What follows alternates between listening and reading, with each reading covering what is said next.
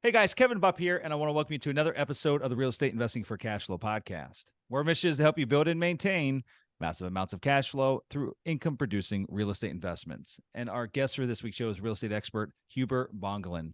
Now, Huber has more than 11 years of experience in both commercial and residential real estate finance and has sourced $1+ billion in debt and equity financing for land, construction, bridge, and permanent deals in all product types.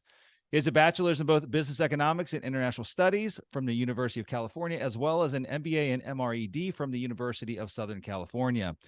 He's an Eagle Scout in the Boy Scouts of America and holds leadership positions in both ULI, which is Urban Land Institute, and FIIRE, which is Filipinos in Institutional Real Estate. And so, guys, with that, I'm honored to welcome Huber Bongolan to the show. Huber, how you doing, my friend?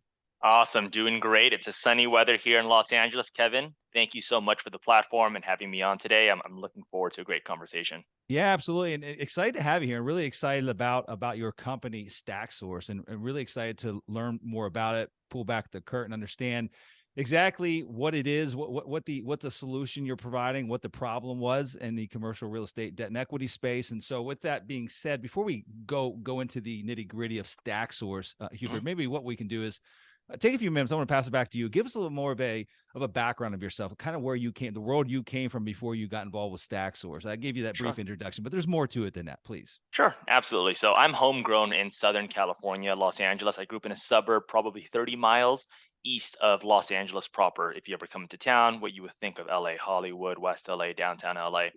And my world was single family residences as I grew up. Um, my father, my uncles, they were into that kind of passive investing game with 1 to 4 units.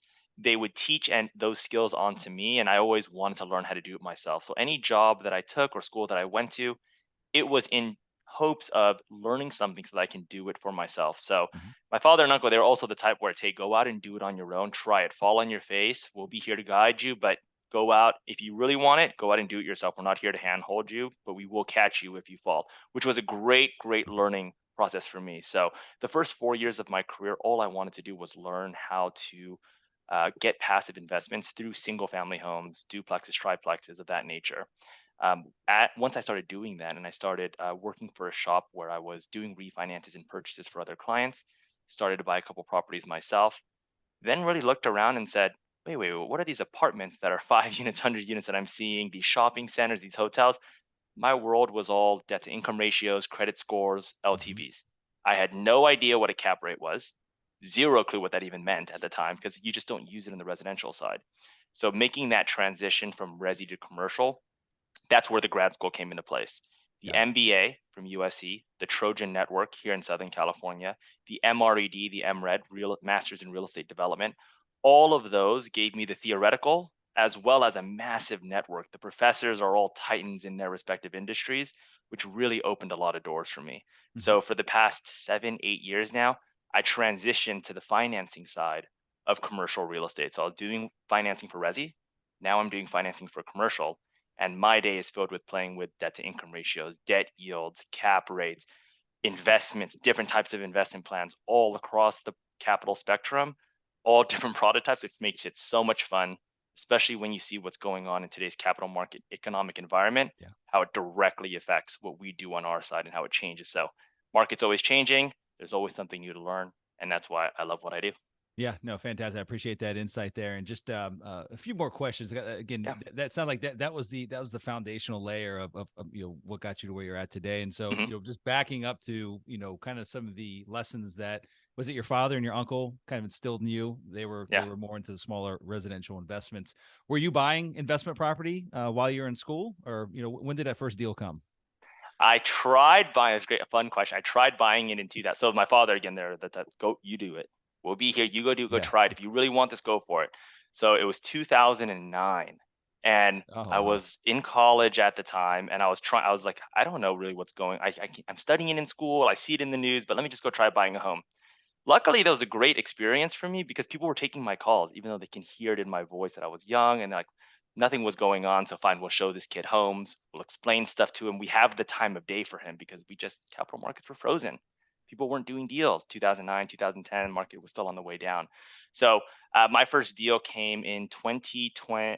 Excuse me, 2012, 2011.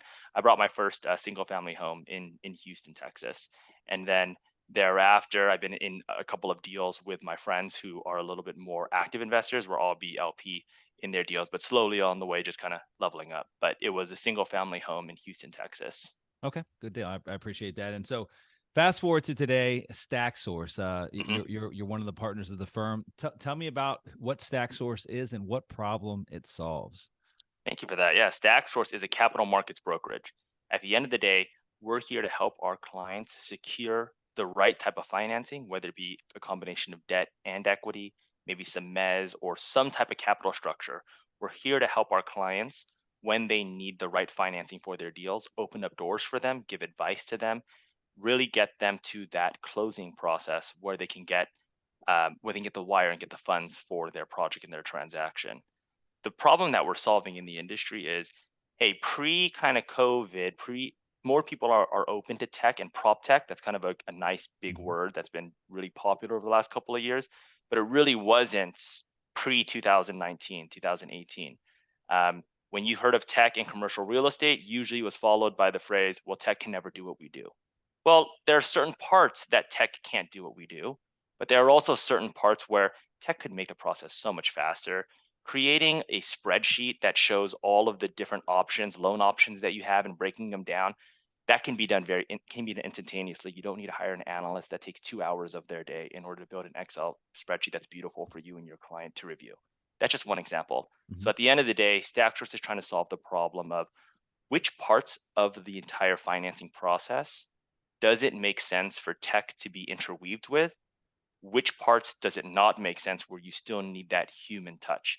And how can we put it all together to create a great and better experience, not just for clients, but also for producers, for capital advisors, and also for the capital markets, the lenders, the equity providers? Mhm. What things can we do in order to make the experience, transacting experience, better for all three key stakeholders?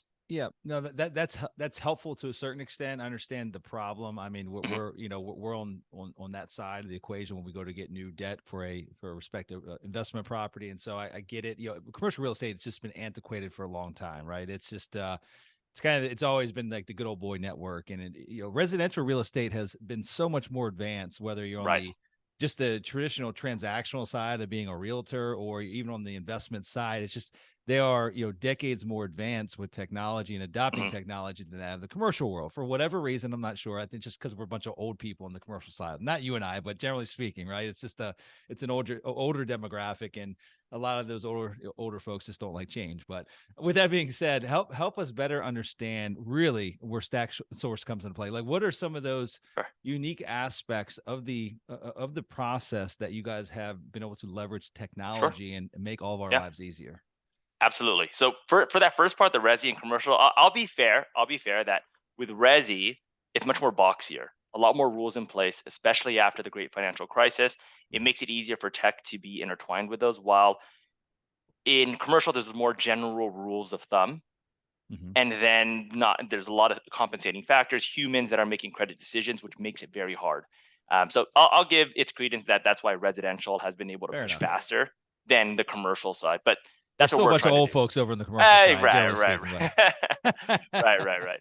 So, specifically with StackSource, to give an example to your clients, let's say that you have a deal in front of you, um, and let's say you're kind of newer to the game.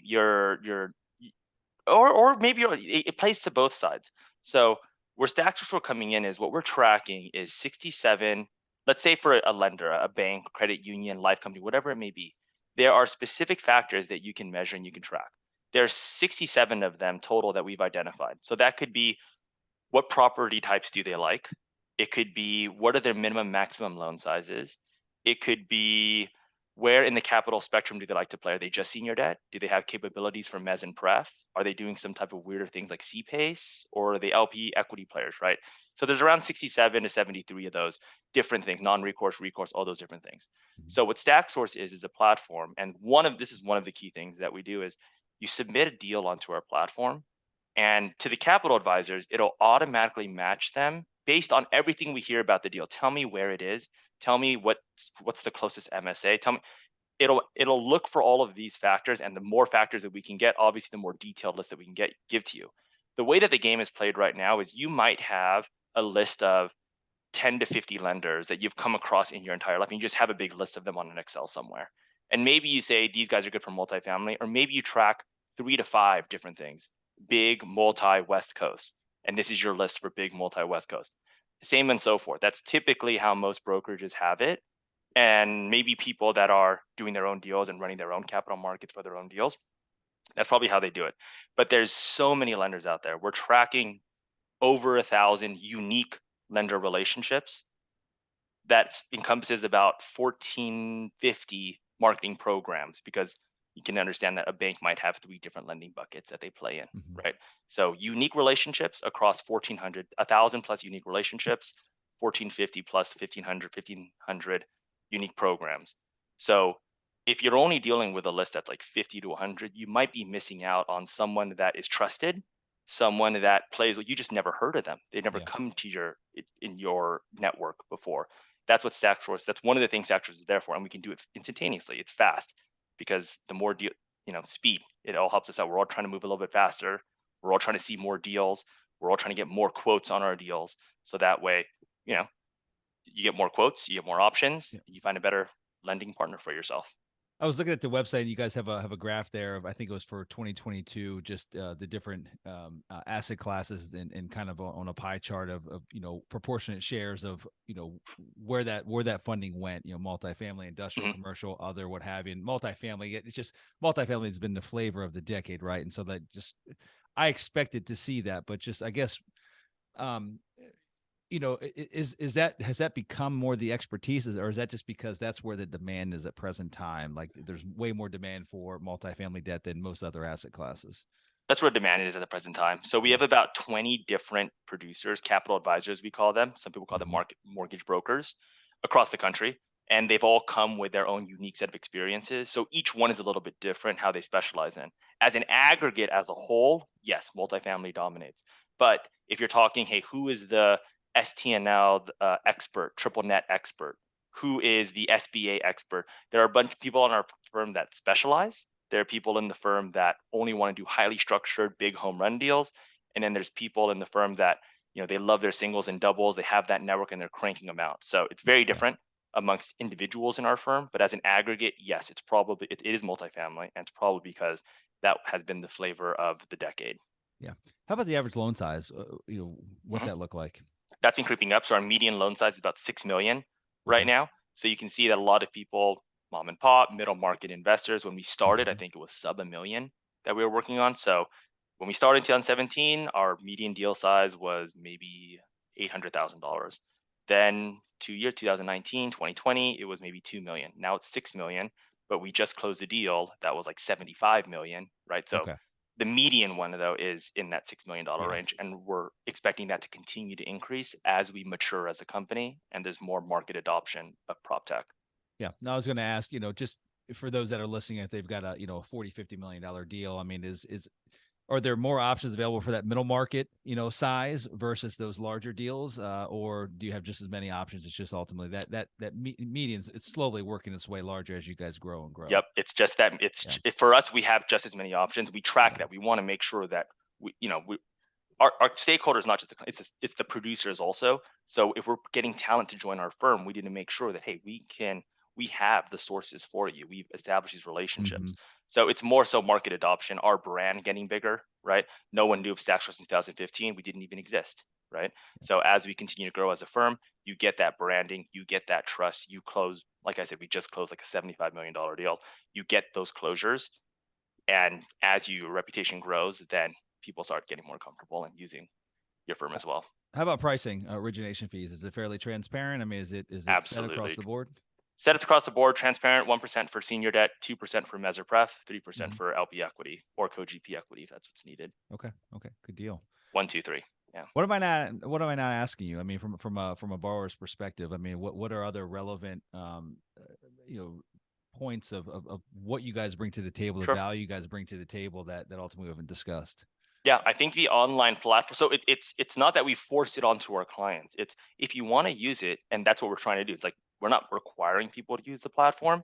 It's we want to make sure it's adding value to the 3 key stakeholders: the capital providers, the clients and our producers. So we're always asking, how can we make the platform better in order to get people, not just how many bells and whistles can we add to it, but Sure. the UX, the user experience is key and paramount at the end of the day.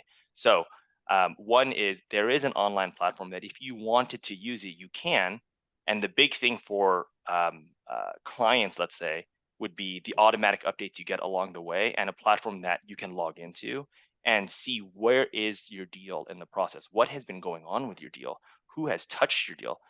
I'll give you an example that happens a lot with mortgage brokers, just to call ourselves out, is, let's say I'm working on 15 deals, 20 deals as an advisor. You're trying to give everyone the touch, the white glove Mhm. treatment and make them all feel like they're your number one client. That's your goal, right? Inherently, some things slip. Your your client calls you and says, "Hey, what's going on with my deal?" And you're like, "Oh shoot, we forgot to do X, Y, and Z." So you can't. The transparency, like you just talked about, is number one. You won't get a runaround. You won't get some answer that you leave as a client saying, "Was he really telling me the truth?" Or "Did he really talk to 20, 30?" It's right there. You log in, you see who we talked to. You've seen how many times they viewed the deal, messages going back and forth. So it doesn't matter if Huber is on vacation for some reason, I'm taking my family out. It doesn't matter if I get sick one day. You can go on and see what is happening in real time with your deal. But you don't just need to go on. You'll get fed updates from our site saying, "Hey, sponsor, this is what's been going on with your deal. This is how many people have been sent the deal."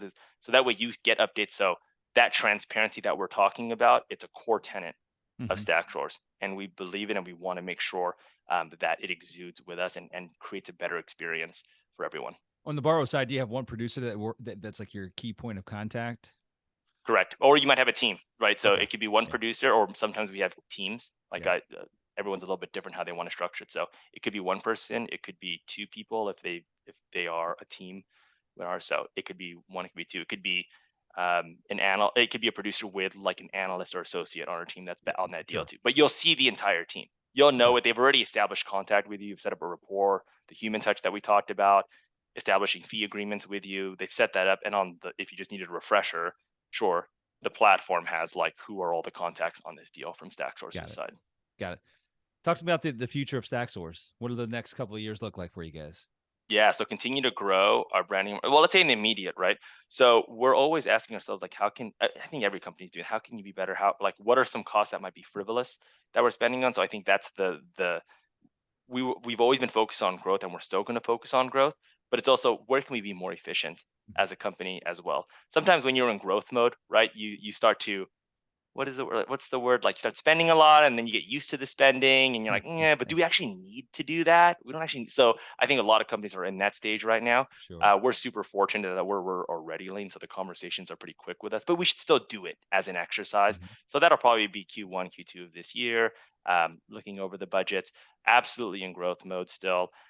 In terms of, hey, we want talent, so we want producers that are coming to us using Mhm. our platform. What new tech can that we've been working on already that are still internal to us can get out of that internal phase, and now we can show it to the public, and now we can release it. So you'll see a couple of new products come out from us.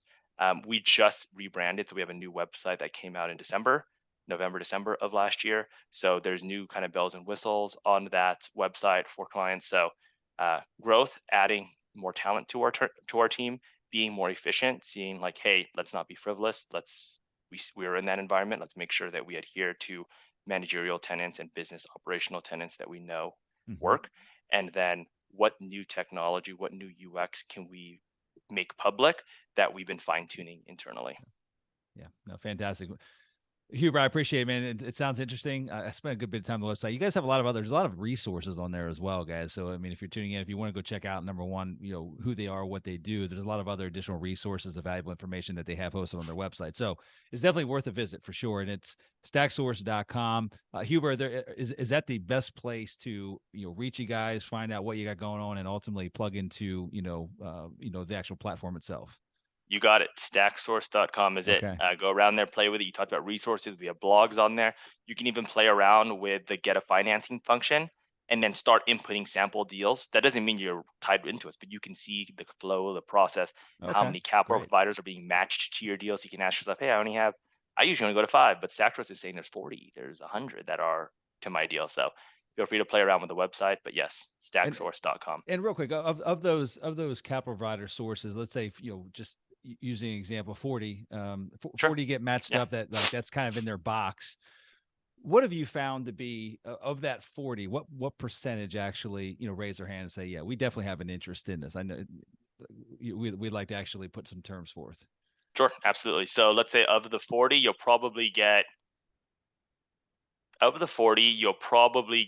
quick no's are good also. You'll probably get half that raise their hand and say, hey, we're good to go. We want to see this. And Okay. then so you get 20 that say they're interested, and then you'll probably get another 10 that actually quote it. And then you'll Okay. have a bunch of, you'll probably get 10 that ask questions, looky-loos, they're not really. And then you'll get like probably another 20 that are straight denies, because even though it matched their box, there might be something specific that they see in there that may be specific to them. So yeah. And on average, I mean, and I know every deal's multifamily. There's probably, Sure. I mean, it probably gets the largest proportionate share of Yeah. like capital providers that are raising their hands saying they want to take a look at the deal. But just across the board, what is the average? I mean, when a deal is submitted, whether it's multifamily or office, mixed use, whatever, just Yeah. are we talking? Can I break that down to simple and complex? I So know. there's simple deals and complex Yeah, deals. I get So it. I get it. you can imagine simple deals. It's like super vanilla. You get matched to a lot. But let me take that question one step further. That I think is going to be your next question is, we have an internal, and this is what's internal that we made public soon, is an internal ranking algorithm that we have all come to, like our minds, like what makes a lender a good lender? Why would you want to work with them? All the things that you would think of, the other person on the other side of the transaction, what would make them good? And now instead of you just giving, here's 100 matches, right? Or here's 50 matches. No, they're rank ordered into why are we giving, like number one is like our best. They're responsive. They don't retrade. They're really quick. Whatever you might think. We've done deals with them in the past. They're vetted. They're a known brand. They're whatever you can think of, all those things plus more.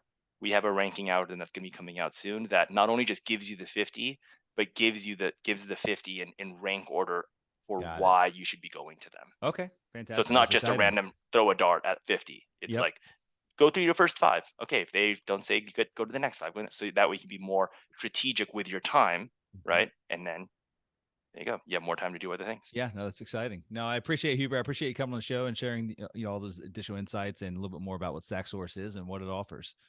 Absolutely. Thank you guys. Thank you, Kevin, for the platform, for having me. Thank you to your clients for listening. And again, stacksource.com, or if you LinkedIn my name, it's pretty unique, Huber Bongolan, and we can connect there as well. Alrighty, guys. That's all we have for this week's show. So until we meet again next week, this is your host, Kevin Bupp, wishing you huge success. Take care now.